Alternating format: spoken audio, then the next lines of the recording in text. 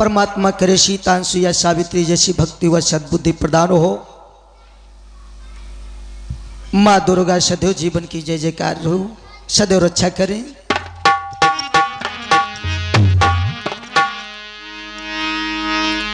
महाराज उत्तानपाद के यहाँ सर्व सुख संपन्न था, किसी बात की कमी नहीं थी। प्रजा भी बड़ी सुंदर तरीके से रह रही थी, किसी प्रकार का कष्ट प्रजा में नहीं था। और जहां पर राजा इतना सुंदर हो, प्रजा को कष्ट न पहुंचाए और प्रजा का पालन पोषण एक पुत्र की तरीके से करे, तो प्रजा के भी परम दायित्व बनता है कि अपने राजा को पिता का दर्जा दे और पिता के समान माने और जाने।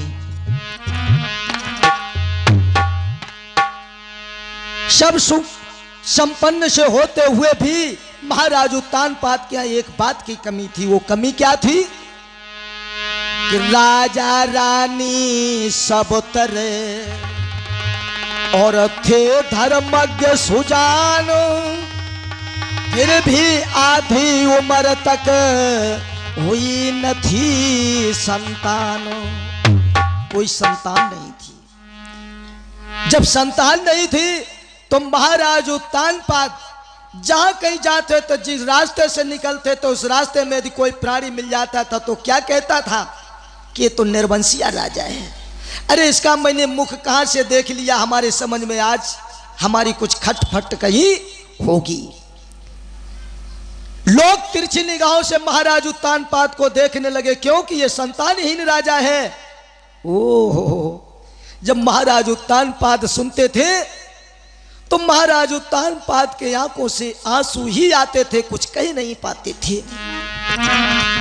विचार करते थे वास्तव में प्रजा भी हमारी हंसी उड़ाती है, क्योंकि मैं संतान ही हूं। आज महाराज उत्तानपाद अपने प्राण प्यारी सुनीत से मिलने के लिए अंतापुर की ओर चल पड़े हैं। मुख मलिन है, चिंताएं शरीर में लगी हुई है।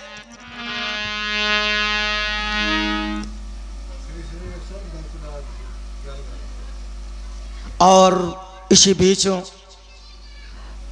हमारे परम पूज्य गुरुदेव श्री श्री 108 श्री भागीरथ गिरी महाराज जी, जो अभी संसार में नहीं है, उनकी ओर से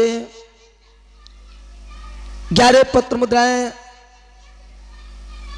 और हमारे परम आदरणीय परम सिद्धे श्री मैकूलाल राजपूत इंजीनियर साहब जी, उनकी ओर से भी 11 पत्र मुद्राएं प्रदान हुई है। हम आशीर्वाद की कामना चाहते हैं, दिवंगत आत्माओं को शांति प्रदान हो। जय श्री राम, जय श्री राधे। उन्हीं के आशीर्वाद के ही द्वारा महाराज परीक्षित हम भी इस गांव में बैठते हैं, आप लोगों को कुछ ज्ञान की बातें बताते हैं। मैंने भी सुना है आप लोगों के मुख से और पिताजी के मुख से कि उन्होंने इस गांव के लिए क्या नहीं किया है। यहाँ तक कि इस गांव के समाज को भी उन्होंने बदल करके रख दिया है।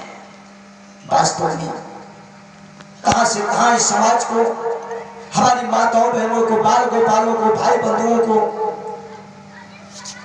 कितना बदलाव लगा दिया है, सत्संग की ओर ढाल दिया है। और अभी सब इस दुनिया में नहीं है। जहां के हो जय जयकार हो, की जय जयकार हो। आइए कथा की ओर। महाराज उत्तानपाद बड़े चिंतित है, पहुंच गए हैं। महारानी सुनीति ने अपने पिया को आता हुआ देखा है, पलंग को नवा दिए हैं, बिठा दिया है और मोर पंख की बिजनिया को लेकर के हवा करने लगी है, सेवा में लग गई है। और जिस समय चेहरे की ओर निहारा है तो दोनों हाथ जोड़ करके बोली, नाथ आप उदास हैं, आपकी आंखों से आंसू बह रहे हैं, क्या कारण है इस उदासी का? नाथ कारण क्या है बताओ ना, बताओ ना, मेरा दिल भी फटा जाता है, बताओ ना क्या कारण है। वैसे मैंने कभी आपके आंखों में आंसू नहीं देखे, लेकिन आप आज रो रहे हैं तो कोई ना कोई बात जरूर है। सजन निहार खड़ी भई नारी बोली रही पानी, काहे को चिंता हुए रही सजना, क्यों काया को भलाई।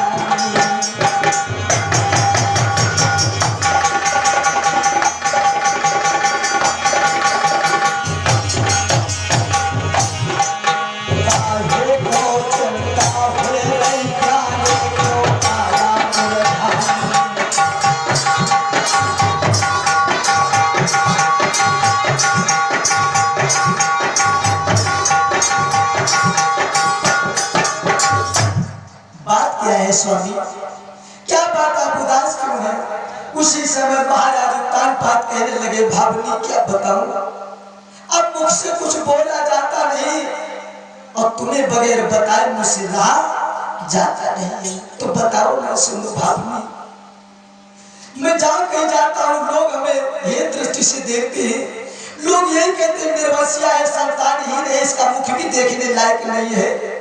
महारानी, यदि मेरी कोई औलाद होती तो ये प्रजा हमारी हंसी नहीं उड़ा पाती।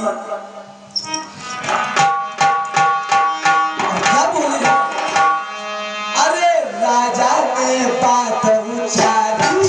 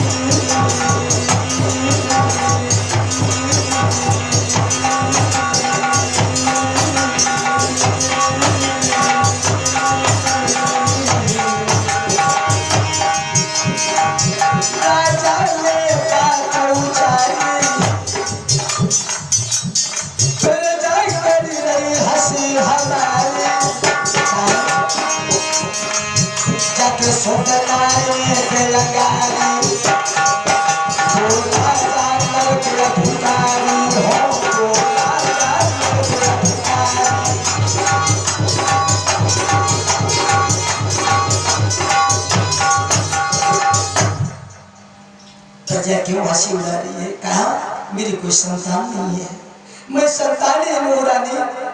अब तुम ही बताओ क्या करें, कैसे प्रजा को क्या करें? उसी समय माता ने सुनी थी, ने जब ये बात सुनी कि संतान ही, तो दोनों हाथ जोड़ करके वो भी रो पड़ी और क्या बोली, ऐसा करो पिया, ये जो तुम्हारी हंसी उड़ रही है नाथ, ये हंसी तुम्हारी उड़ने का कारण सिर्फ मैं हूं, मेरे कारण ही नाथ आपकी हंसी उड़ रही है। क्यों? यदि मैंने किसी पुत्र को जन्म दिया होता तो यह हंसी आपकी नहीं उड़ी होती। और क्या बोली है कि रानी ने दोनों हाथ जोड़ उत्तान पाद को समझाया,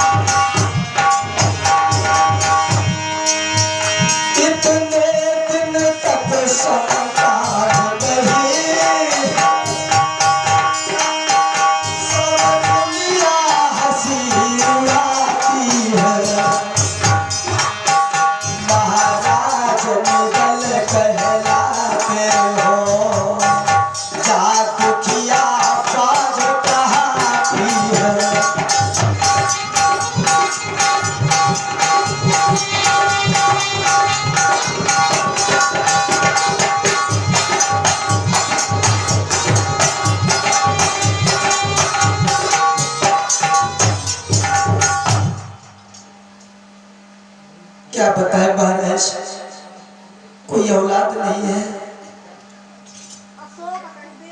और इस बीच भैया अशोक जी की मम्मी की ओर से प्रसाद 21 पत्र मुद्राएं प्रभु के चरणों में समर्पित हुई, ईश्वर की ओर से शुभकामनाएं।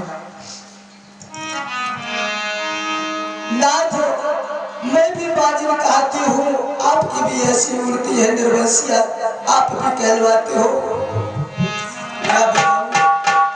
कि करमन की गति नाटर और चाहे कोटि न करो उपाय, विधना कर गई लिखी और कोई न सके मिटा।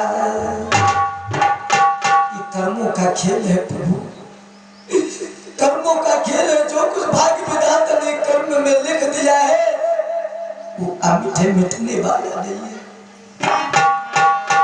जिस समय महाराज ने बात सुनी महारानी की, यह सुनकर कहने लगे और नीत पान महिपाल उनके भ्रकुटी के तले है जीवन और काल।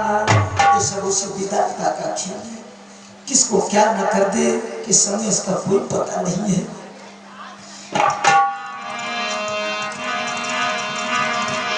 उसी समय सुनीति कहने लगी है, स्वामी क्या पता है कि सुख हो दुख हो कोई कैसा और जंजाल न हो इस देही को, और उस नारी का जीवन व्यर्थ कहो जाके गोद में ये कहूँ लाल न हो। स्वामी सुख दुख तो जीवन में आते जाते रहते हैं, लेकिन शरीर में यदि कोई कष्ट है, शरीर दुखी है, तो दुख भी कांटे से भी कटता है। इसलिए प्रभु ऐसा करो, मैंने कभी आपसे कुछ कहा नहीं है, कभी ना ही कुछ मांगा ना ही कुछ कहा है, लेकिन आज मैं तुम्हारे सामने एक झोली पसार रही हूँ नाथ, और आज मेरी झोली में एक भीख डाल दो नाथ। मैंने कभी नहीं कुछ कहा, लेकिन आज मैं तुमसे कुछ कहना चाहती हूँ। महाराज कहने लगे, कहो भावनी क्या कहना चाहती हो? कहा देखो ये जो मैल तो मैल, ये भवन, ये अब हमें मौत के समान लग रहे हैं, मौत के भवन दिख रहे हैं। और क्या बोली है सुनीति, सुनो महाराज। कि लगता है बिल्कुल मौत भवन और व्याकुलता खाए जाता है।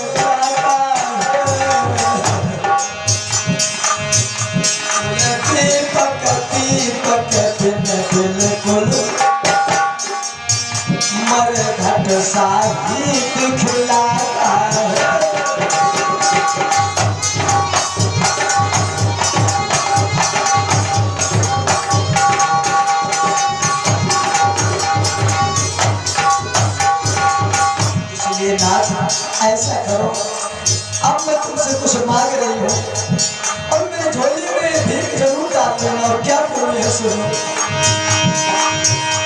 इसलिए प्रार्थना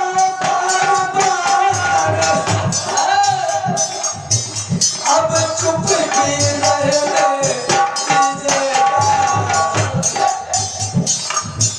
जब एक प्यास से सफल नहीं तो क्या दूसरा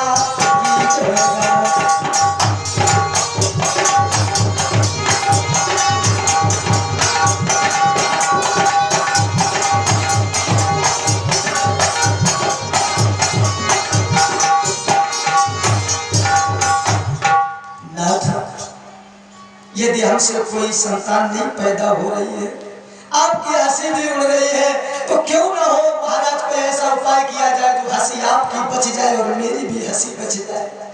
कहा क्या? कहा आप दूसरा विवाह कर लो। यदि हमसे सफलता नहीं मिल रही है, कोई संतान नहीं हो रही है, तो आप दूसरा विवाह कर लो ना, तो दूसरा विवाह कर लो।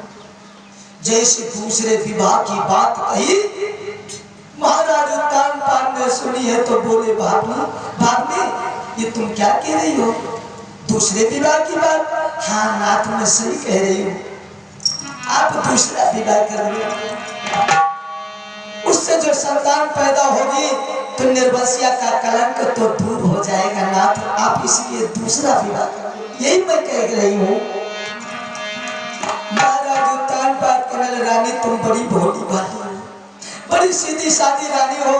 यदि मैंने दूसरा विवाह कर लिया तो तुम्हारे शरीर की कुगत हो जाएगी, तुम्हारी दशा खराब हो जाएगी। क्यों? तुम सौत का व्यवहार क्या जानो, सौत का व्यवहार कैसा होता है। और क्या बोले महाराज उत्तान पाद, सोन रानी के पैर भरे जलन धूप कह पानी, तेरी सौतन बन के ये है रेती है ना तो पानी।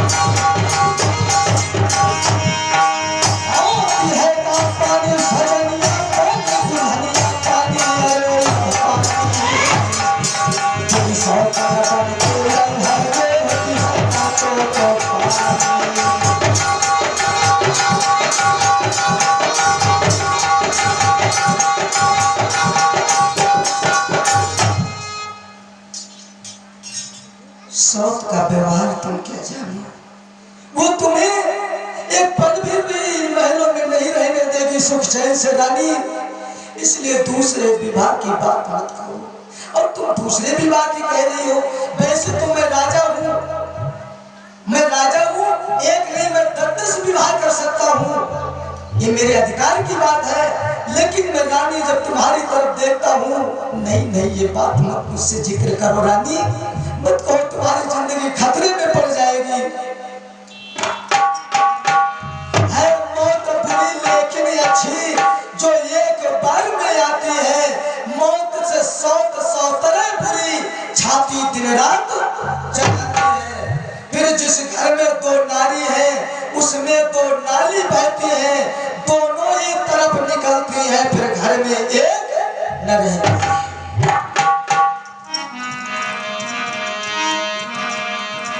आप लोगों ने देखा होगा, जिनने एक नहीं 2 विवाह किया, दोनों इस समय मौजूद हैं। आप लोगों ने देखा होगा, उनके घर की हालत भी देखी होगी, कैसी हालत है जानते हैं। आफत में जान पड़ी है। एक कहती है कि मुझे गंगा स्नान कराओ, तो दूसरी रूठी बैठी है कि मुझे जमुना स्नान कराओ। एक कहती है कि हमारे लिए आज काशी की साड़ी आनी चाहिए, बनारस की, तो दूसरी रूठी बैठी है, पता है कि हमारे लिए कश्मीर की साड़ी आनी चाहिए।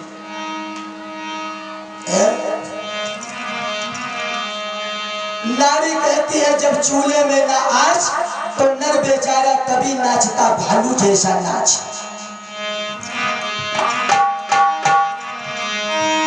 सुनी थी कहने लगी है स्वामी, अरे जो मेरी वो दूसरी बहन आएगी, उससे मैं सौत जैसा व्यवहार ही नहीं करूंगी, तो हमें सौतिया दाह कैसे करेगी। मैं बड़े प्रेम से अपनी बहन को रखूंगी, और जो उससे लाला होगा बड़े प्यार से खिलाऊंगी, सारा काम भी करूंगी। मैं अपनी बहन को इतना प्यार दूंगी, इतना प्यार दूंगी, वो खुश रहेगी। और जब खुश रहेगी तो हमसे बैर भाव काहे को करेगी। ये तुम्हारे काम नहीं है नाथ, ये हम पर छोड़ दो। देखो मैं उस बहन को कैसे चलाती हूँ।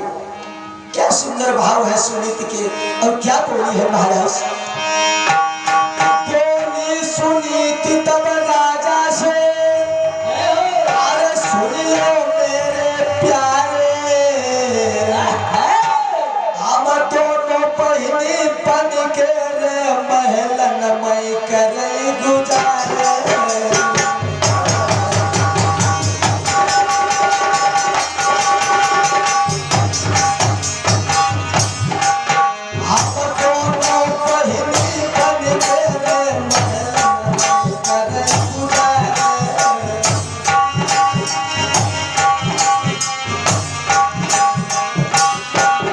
सुनो पिया पहनते हो रे तो जो लाल, और सतगुरु को दिल करके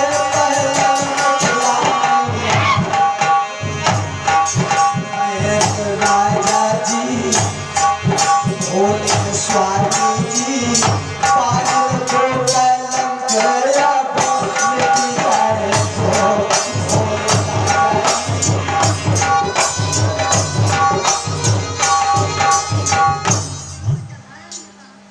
बाजी का कलंक मिट जाएगा। मैं बहन बन करके महलों में दोनों बहन की तरीके से रहूंगी।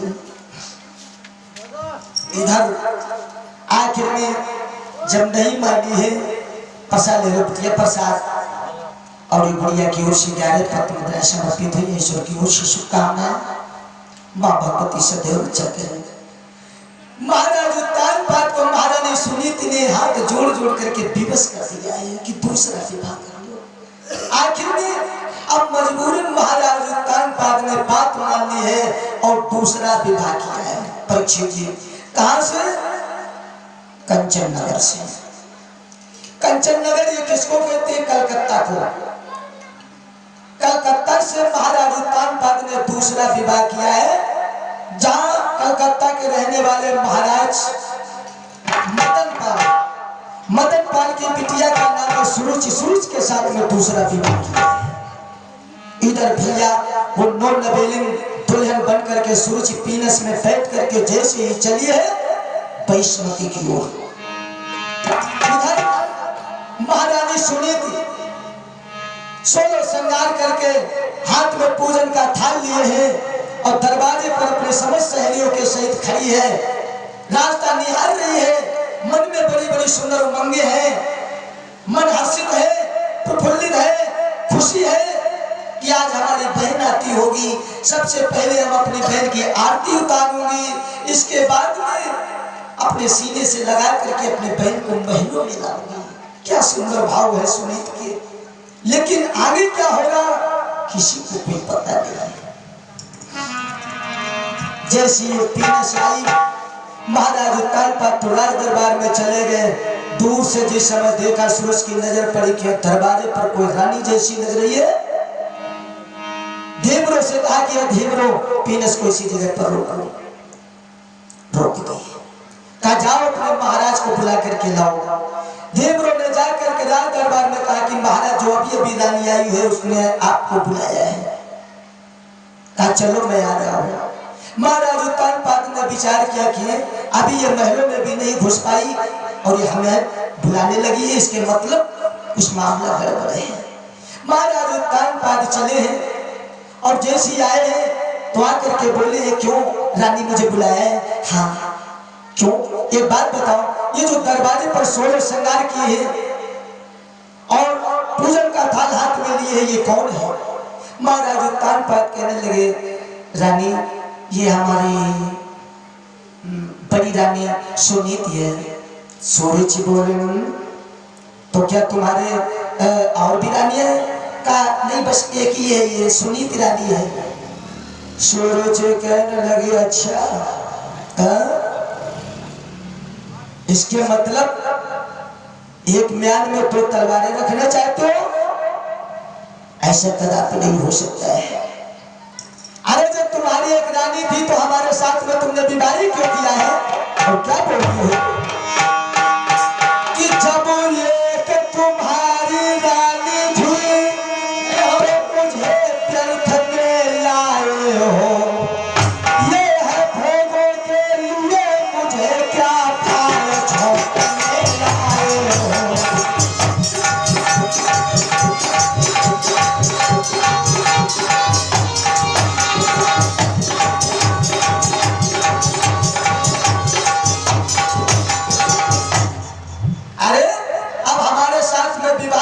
हमसे भारो झुक रहे हो? कदापि ऐसा नहीं होगा। महाराज अभी कुछ नहीं बिगड़ा है, अभी कुछ नहीं बिगड़ा। हमारी ये पीनस शीघ्र ही वापस हमारे पिता के पास में पहुंचा दो। मैं इस घर में कदापि नहीं रहना पसंद करूंगी। इस घर में रानी रहेगी तो एक ही रहेगी, 2 रानियां कदापि नहीं रह सकती है। और जानते हो जी, हमारे कुछ असूल होते हैं, मैं शौक के साथ में रहना कदापि पसंद नहीं करती हूँ। अब इतना ही एहसान करो, बोले को वापस करवा दो।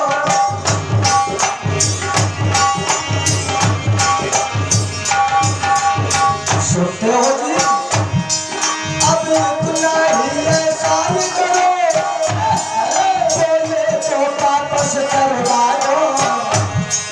तुम इसके साथ प्यार करो, मुझको पीहर में पहुंचा दो, मुझको पीहर में।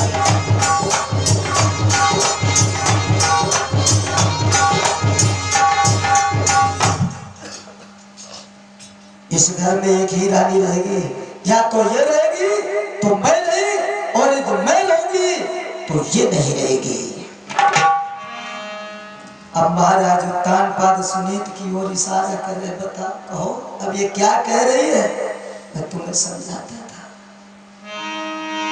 सुरुचि बोली कि कदम न इस घर में धरूं, चाहे तो हो हरिचंद्र साथ साथ रहना पिया, मुझे नहीं पसंद, कि मुझे नहीं पसंद सौत से जी घबरावे और ये करे उत्पात।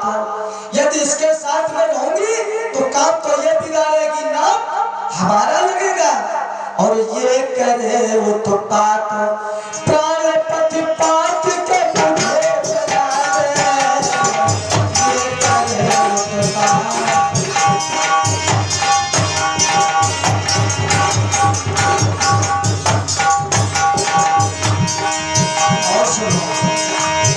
चलते फिरते सोते जगते हर दम ये शौक सतावे, किसके पहले शौक कि अपन भर नहीं सुहावे, पहले शौक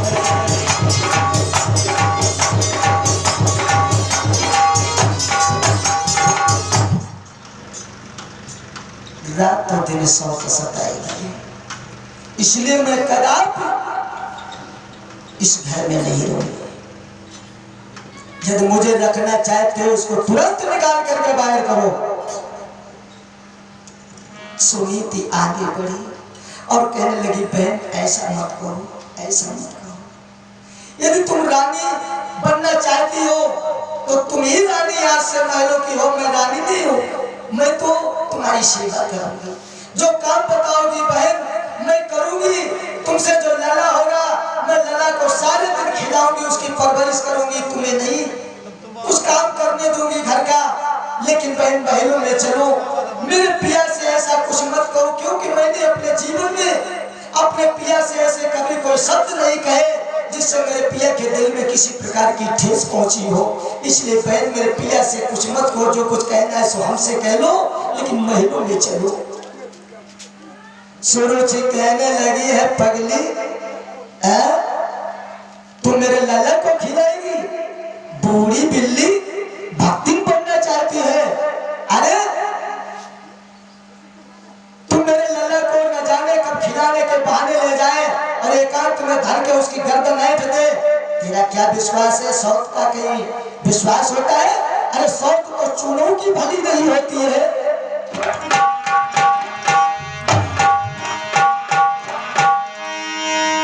सुनीति कहने लगी, नहीं बहन ऐसा मत कहो। देखो यदि तुम ये कहती हो तो सुनो, आज से तुम रानी हो, मैं रानी नहीं हूँ। आज से महल तुम्हारे महल है, हमारे महल नहीं है। लेकिन रानी बहन महलों में चलो कि आओ अपने घर को देखो, और मेरा तो एक सहारा है।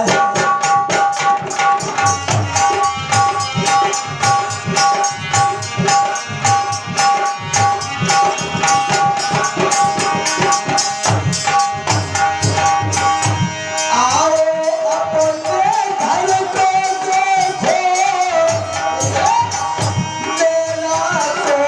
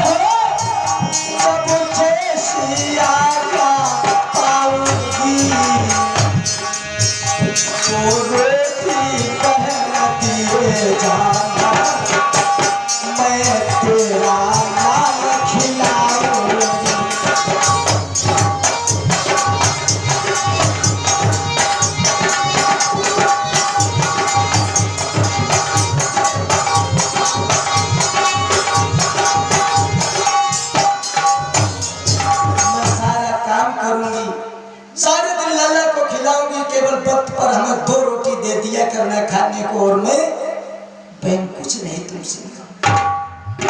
सूरज जी कहने लगे सुन ये चिकनी चुपड़ी बातें मत बना। एक बात बता, इन महलों में तू हमें रानी बना करके रखना चाहती है? हाँ बहन, तो जैसा मैं कहूंगी वैसा करेगी? हाँ बिल्कुल बहन, बोलो क्या कहना चाहती हो? कहा तो सुन, रास्ता आप रास्ता सुन कि जो जाना है तो राह पकड़ और रहना है तो जा खेतों पर। महलों में नहीं रहेगी, दिन रात वही झोपड़ी डाल चिड़िया आग भगाया।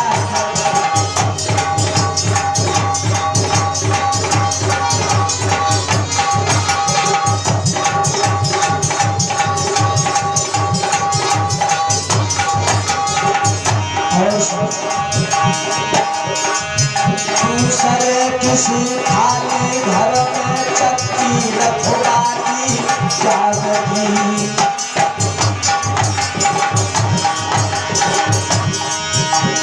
पीसा करे खाया करे शेर जगाए कपाए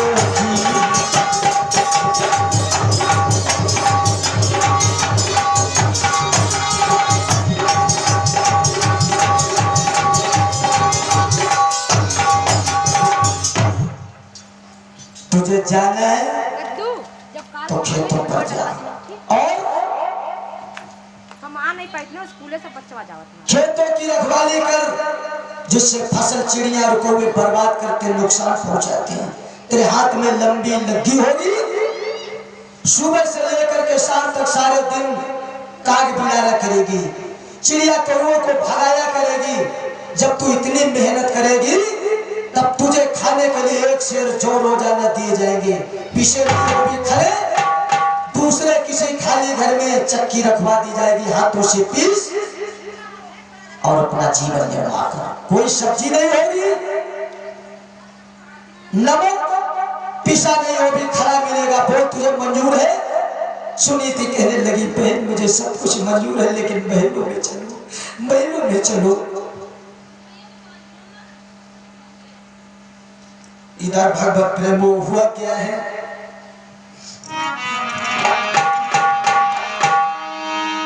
अब एक चल रही है रानी बनने के लिए महलों की ओर, तो एक रानी चल रही है बिगड़ने के लिए जंगल की ओर।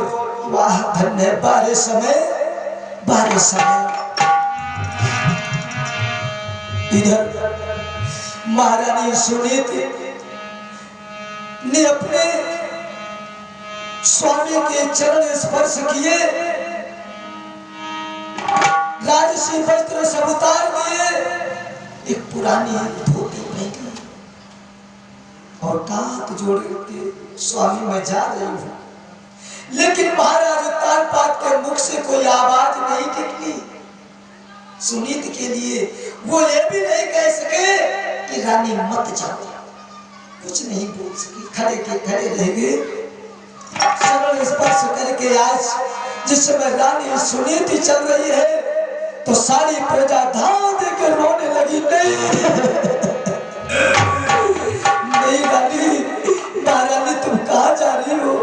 अरे जब रानी महारानियों के ये हाल है तो फिर मैं तो प्रजा हूँ, न जाने कब ये दूसरी रानी हमें निकाल करके बाहर पहुंचा दे या क्या न क्या हमारे लिए कर दे। सारी प्रजा रोती की रोती रह गई है। रानी सुनीति भी आंखों में आंसू लिए निकल पड़ी है, चल रही है पैदल। जबकि कहा गया है सुनीति कभी जीवन में अपने पैदल नहीं चली थी, जाके जाती थी कि रथ पर सवार होकर के जाती थी। लेकिन आज सुनीति पैदल चल रही है, महलों को त्याग दिया है, अब जंगल की ओर सीध लगाती है। जिस समय धीरे धीरे जंगल में पहुंची है, इधर धीरे धीरे शाम हो जाती है, जंगल में भटकने लगी है। और जैसे महलों की और राजसु की याद आ जाती है, अपने पिया की याद आती है, वैसे वैसे आज सुनीति फूट फूट करके रोती है कि खूब रोई सुधी आई गई।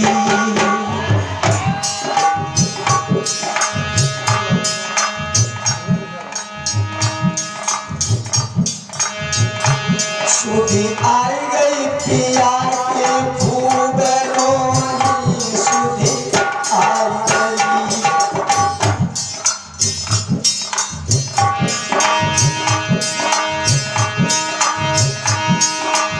अच्छो पति तुम साधन लाओ,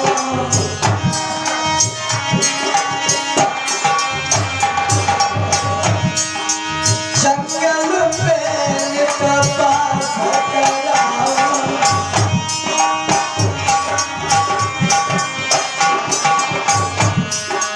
बनिरो खूब लकुलन रमोई, सुधी आई गई। सुधी आई गई पिया की बहुत रोई, सुधी आई गई।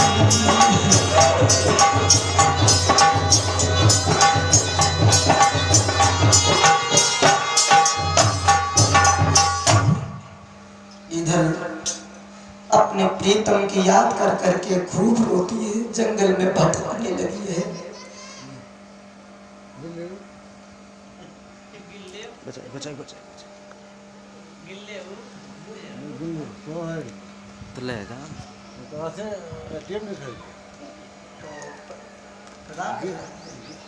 नहीं दिल्ली हमका सट्टा दे वो सब कराची फेंका ना नहीं गिल्ली पर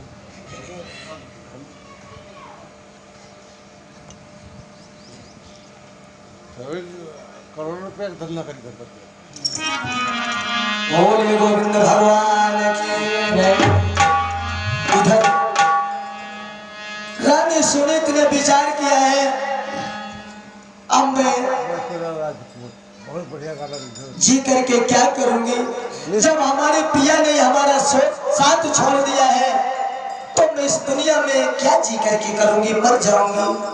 और इसी बीच परम आदरणीय परम सिद्धेश्वरी मैकुला नागपुर जी इंजीनियर साहब, उनकी ओर से 11 पत्र मुद्राएं प्रदान हुई है। हम आशीर्वाद की कामना चाहते हैं।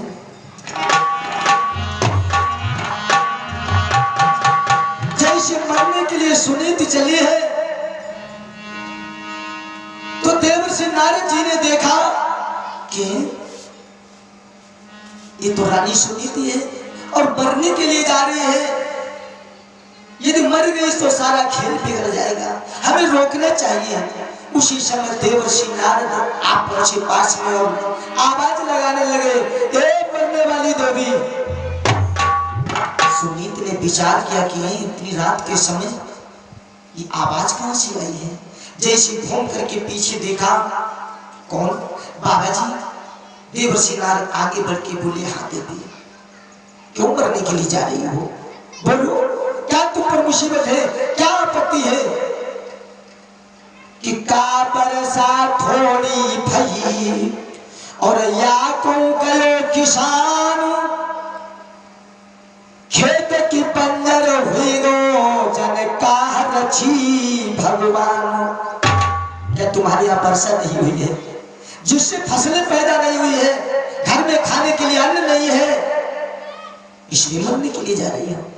नहीं बाबा जी, ऐसी कोई बात नहीं, खूब वर्षा हुई है, धंधा भी खूब पैदा हुआ है, खाने की कमी घर में नहीं है, लेकिन क्या बताओ, ना बरसा थोड़ी भई और ना को गयो किसान। किसान भी कहीं नहीं गया है, क्या बताए, खेत बीज उगे नहीं जन का रची भगवान। क्या बताए, खेत ही बीज नहीं उगा रहा है। देवर्षि नारद कहने लगे, मतलब मैं कुछ समझा नहीं। क्या सुनो बाबा जी, हर प्राणी अपनी शक्ति के आधार पर ही काम उठा सकता है और शक्ति के बाहर कोई काम नहीं कर सकता है। जिसकी जैसी सामर्थ्यता है उसके आधार पर ही प्राणी काम कर सकता है। सुनो बाबा जी, नदिया होती तो पुल पद बहुत परियो समुद्र लपाट होता।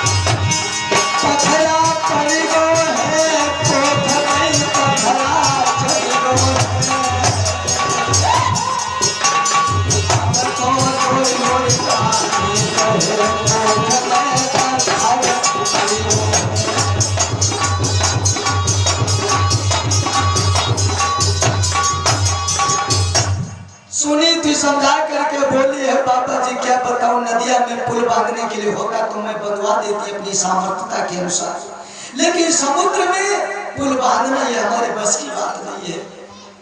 बछड़ा होता तो मैं उसको नथवा देती, लेकिन सांड को नाथा नहीं जा सकता है बाबा जी। पत्र होता तुम और से पढ़े हुए व्यक्तियों से पढ़वा लेती, लेकिन कर्म में जो लिखा है, कर्मों में लिखा हुआ किसी से पढ़ाया नहीं जा सकता है बाबा जी। यदि पीतल होती तो अभी नवाबगंज चली जाती और पीतल की दुकान पर जाकर के दुकानदार से कह करके बदलवा लेती, लेकिन ये कोट बाबा जी कहीं बदली नहीं जा सकती है। देवर सिंह नारद जी कहने लगे मैं कुछ समझा नहीं देवी, क्या कहना चाहती हो, स्पष्ट कहो। उसी समय सुनीति कहने लगी बाबा जी सुनो, मेरे कोई लला नहीं है, इसलिए मेरी नाकदर हो गई है। पिया ने मेरा साथ छोड़ दिया, इसलिए मैं जंगल में भटक रही हूँ, जी करके क्या करूंगी, मर जाऊंगी, इसलिए मैं मरने के लिए जा रही हूँ। देवर सिंह नारद कहने लगे देवी तुमसे किसने कह दिया है तुम्हारे लाला नहीं होगा? मैं कहता हूं कि तुमसे लाला होगा।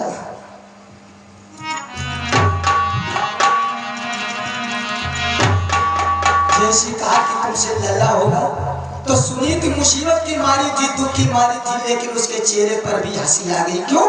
जब कोई व्यक्ति मुसीबत में और दूसरा व्यक्ति आकर के ऐसी कोई विचित्र बात कह दे तो चेहरे पर हंसी तो आ ही जाती है। सुनीति कहने लगी है हम तो क्या दुनिया में महात्मा लोग झूठ नहीं बोलते। देवर सिंह नारद कहने लगे तो क्या देवी मैं झूठा हूं, मैं झूठ कह रहा हूं? सुनीति कहने लगी आप झूठ नहीं बोल रहे हो। क्या कहा? क्यों? क्या सुनो, 6 महीने हो गए हैं मैंने पिया की सूरत नहीं देखी है और तुम कहते हो कि हमसे लल्ला पैदा होगा। सुनो कि 6 महीना के प्रीत पिया की सूरत लखनाई पाई,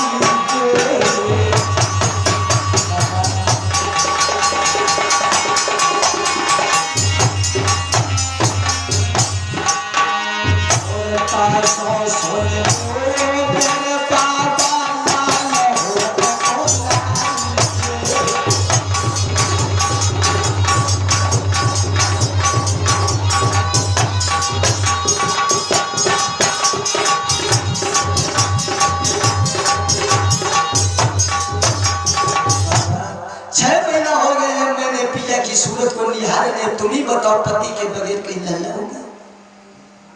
उसी समय देवर्षि नारद कहने लगे देवी सुनो, और वचन चाहे पड़ जाए फीका, संत वचन पत्थर की यदि संत वाली अमिट होती है, संत ने जो कह दिया सो कह दिया वही होकर के रहेगा। इसलिए सुनो देवी, अरे घबरावे न राज दुलारी,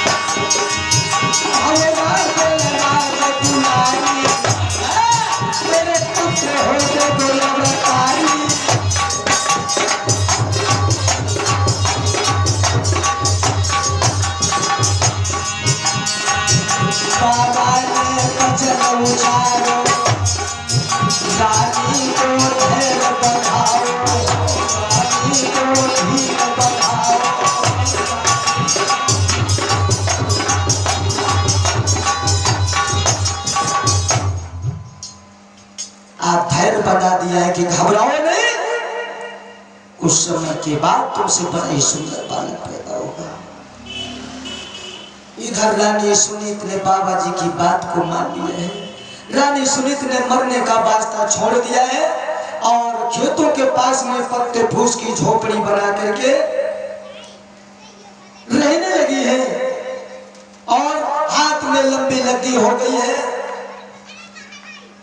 अब तो खेतों की रखवाली करने लगी है। एक शेर जो रोजाना खाने को मिलने लगी है। रानी थी, नाम पड़ गया काग बेड़नी। लोग काग बेड़नी कह करके पुकारने लगे। ओ धन्यवाद समय।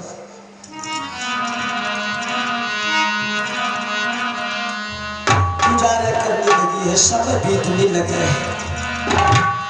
कुछ समय के उपरांत महाराज उत्तानपाद ने सिपाहियों से कहा कि है सिपाहियों, चलो आज शिकार करने के लिए जंगल की ओर चलेंगे। वह क्या है?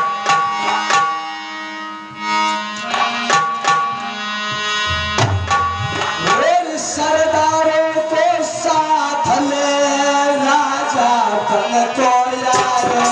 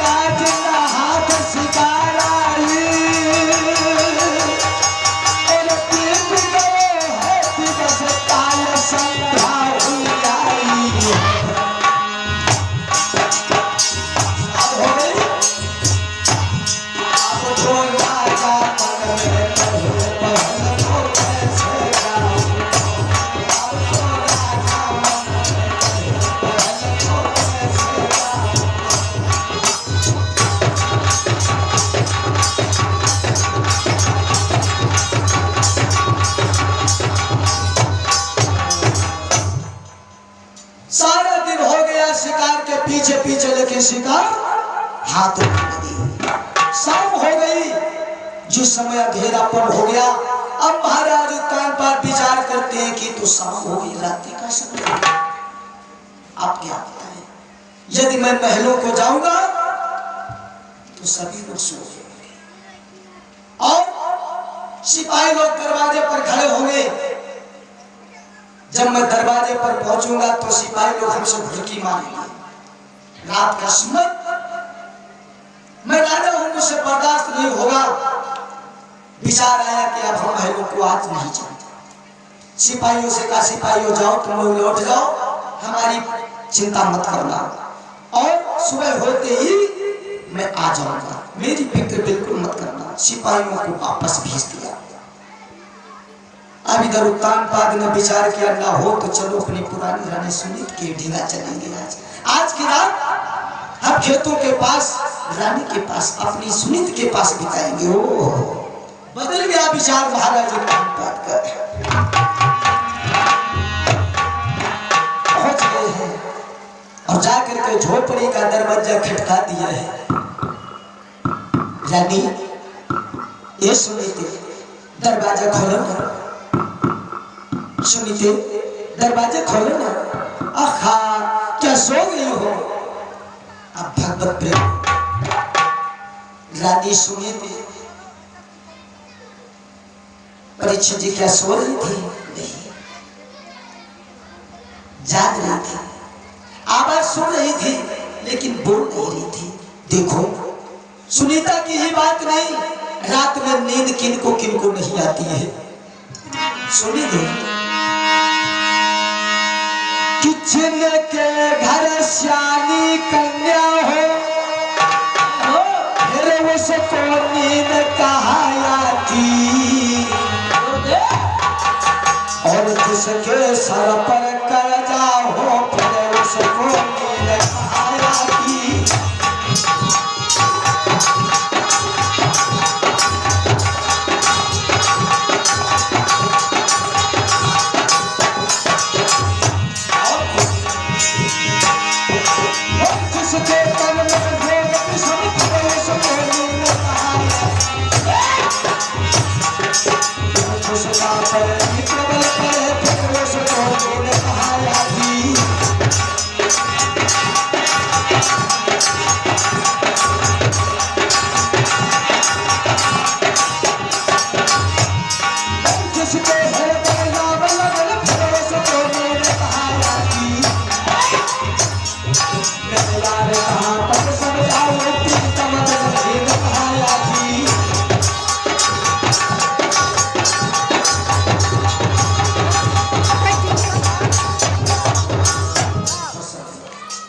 और उस बच्चे की ओर से 11 पत्रिका समर्पित हुई है। ले प्रसाद देखो बाबा और माता जी और ले लो प्रसाद।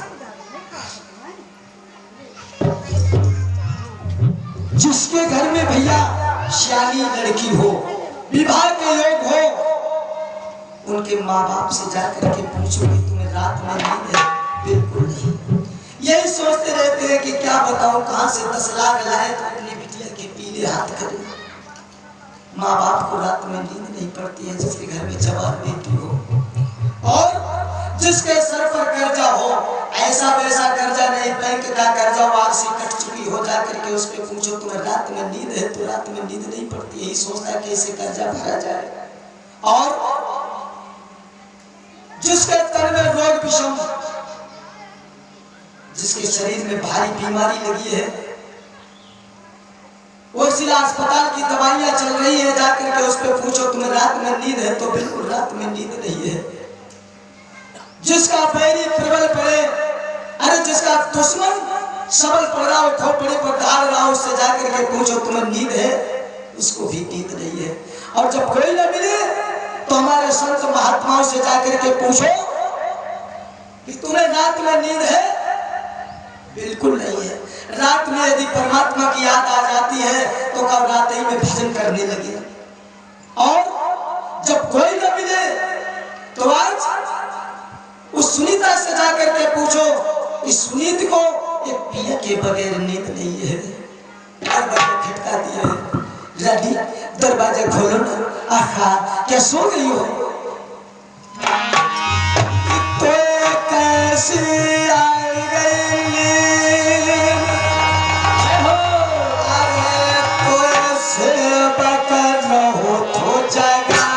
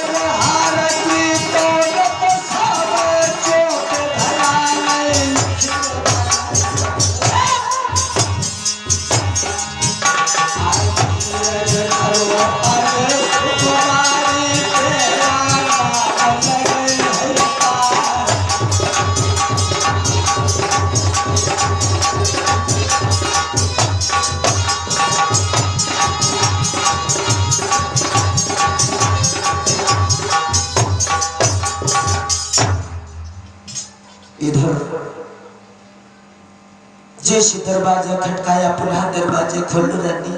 सुनीत ने दरवाजा खोल दिया, देखा, कहने लगी स्वामी आप इतनी रात को यहाँ? आज कुटिया के अंदर की देखा कोई ऐसी बढ़िया चारपाई नहीं थी जो बिठा लेती, फूटा फूटा खटोला पड़ा था, उसी पर बिठा दिया। खाने की भी कोई व्यवस्था बढ़िया नहीं थी, जौ की रोटी रखी थी, जौ की रोटी नहीं, सब्जी नहीं थी, खाना नमक लेकर के आई और कहा कि स्वामी जो पूछे तो सिरोधार करो। अरे फूटे खटोलप बलम पौंगा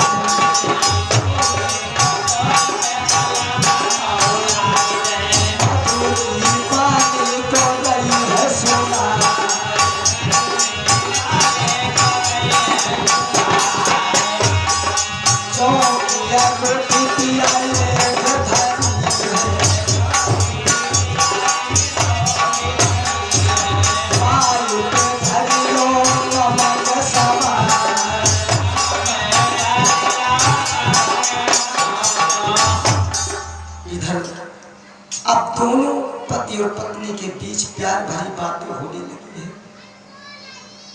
रानी सुनीति कहने लगी स्वामी एक बात बताओ, आप इतनी रात को आए हो, क्या हमारी छोटी बहन ने तुमसे कुछ कहा है?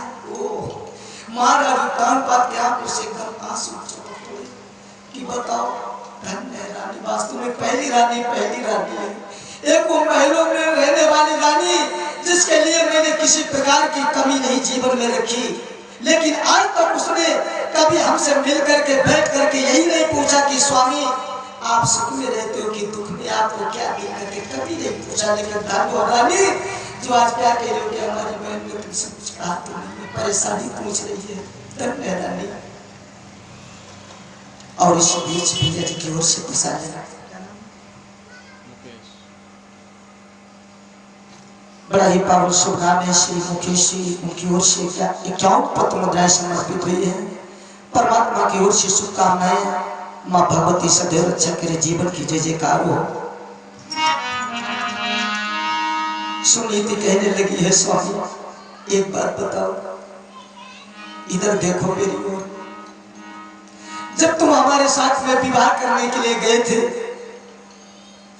तो धर्म रूपी खंबे के नीचे, मंडप के नीचे पहुंचाए गए थे और तुमने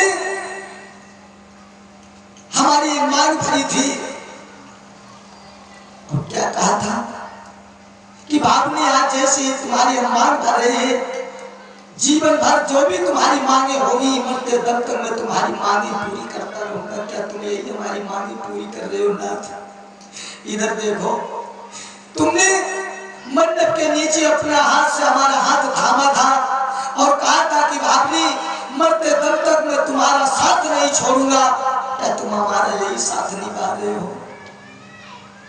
दोनों रो रही है, एक दूसरे से प्यार भरी बातें हो रही है और बातें करते करते दोनों प्राणी एक ही जगह पर लेट गए और जाते पर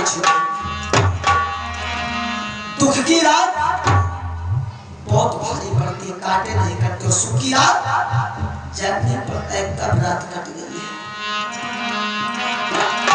वह ऐसा कि जैसे ही सुबह घड़ी ने 4 बजाए, मुर्गे ने आवाज दी है, महाराज उत्तान पाठ कहने लगे है छोड़ना प्यारी, छोड़ना, जाने दो सवेरा हो गया है।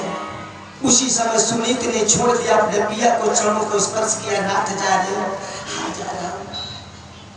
देखती की देखती रह गई, महाराज उत्तान पाठ महलों की ओर चल पड़े हैं। इधर हुआ क्या है, तब तक भैया न जाने कैसे सूरज को मालूम हो गया, सूरज लाल लाल आंखें किए खड़ी है दरवाजे पर। सखियां कहने लगी महारानी पहरा जा रहे हैं, एक कहने लगी आप तो रहे लेकिन चाल में गड़बड़ी है। सूरज कहने लगे कहो रात में कहा रे? कहा कहीं नहीं। कहा कहीं तो तुम्हारा चेहरा ही बता रहा, चेहरा उतरा है रात में। कहा सच सच बताओ मैं जान गई। कहा कहीं नहीं। कहा कहीं तो? कहा सुन, शिकार करते करते मुझे शाम हो गई और मैं जैसी आया देखा दरवाजा बंद था, मैं दरवाजा खटकाता रहा, चिल्लाता रहा, लेकिन तुमने दरवाजा नहीं खोला।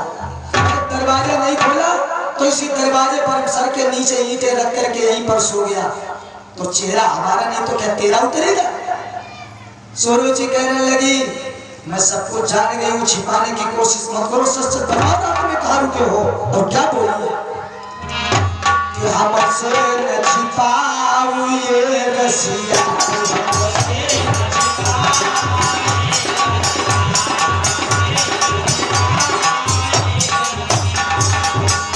हमसे न छिपाओ ये रसिया,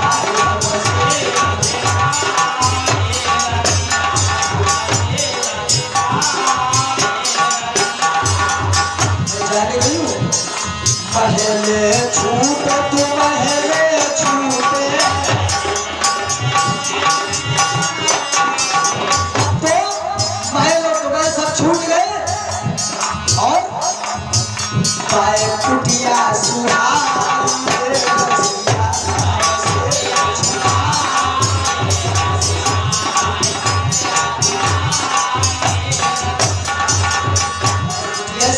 में जाने गई हूँ। और सुनो रानी छूटी सखिया छूटी, तो रानी की भी याद रही, छूट गई और 2200 का सुहाई रसिया